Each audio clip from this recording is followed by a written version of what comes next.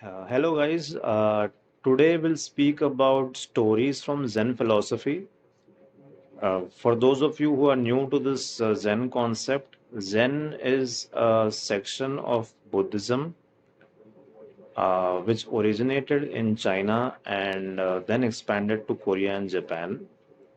What I personally like about Zen philosophy is the Zen teachings are based on short stories. It is for the reader or the listener of those stories to reflect upon the deeper meaning of those stories. Right? We'll see a couple of stories today.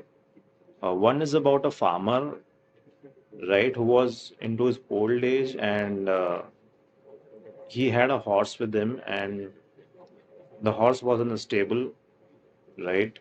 And one morning he got up and found that the horse is missing.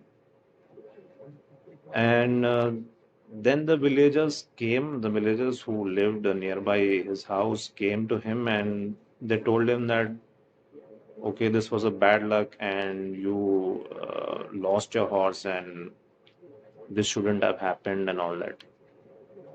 He just replied, maybe, okay. And then after a few days, the horse came back, and surprisingly, the horse came back with three other horses, and now he had four horses.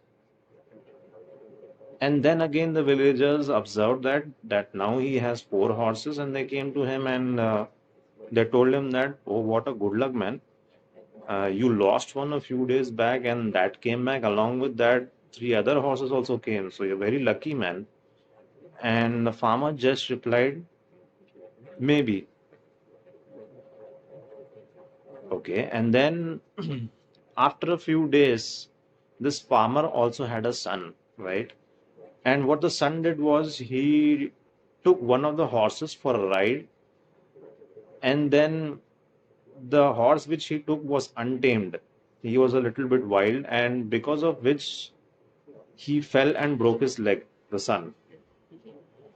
And the nearby villagers again came and just saw the situation, and they again commented that this is again such a bad luck, man. Your son had to face this injury because of the horse. And the farmer again replied, maybe.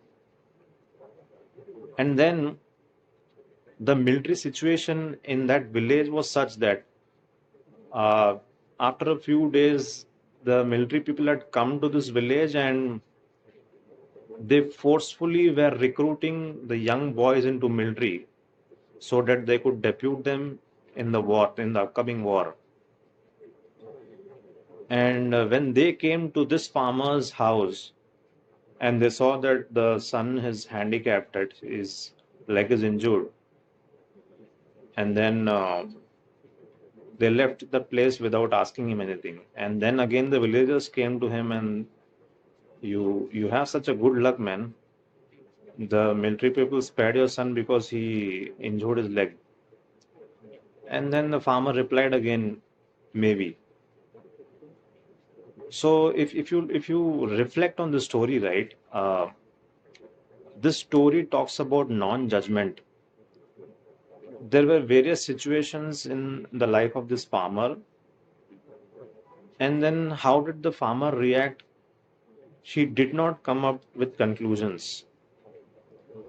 He was non-judgmental. I would not give more morals on this, but this story was about non-judgment. It is for us to reflect upon this and contemplate on the concept which this story gave us, right? So this was one story. Let us now see the second Zen story, which is one of my personal favorites, and which goes like this. There was a Zen monk, right? A Zen sadhu, um, who had a very good theoretical understanding on the concepts of Buddhism. Um, he used to follow those strict principles of Buddhism and all that, theoretical.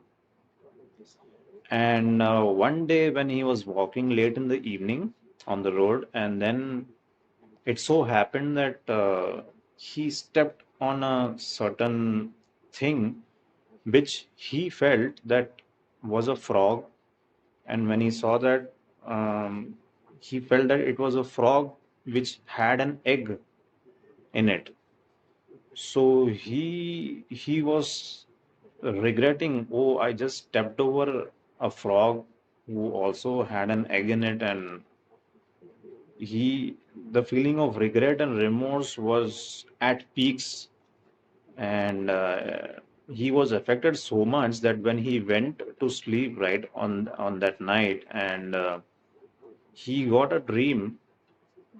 He got a dream of 100 frogs that had come to him and were demanding his life. So you see what was playing in his mind. And then next day morning, the feeling was still intact with him. And when he was walking on the road, on the same road, and he observed that he went to the same place and he saw that it was not the frog that he stepped on. It was just an eggplant, a brinjal, right? And the feeling of that remorse and regret suddenly vanished within a second, because he just saw that it was not a frog and it was just an eggplant.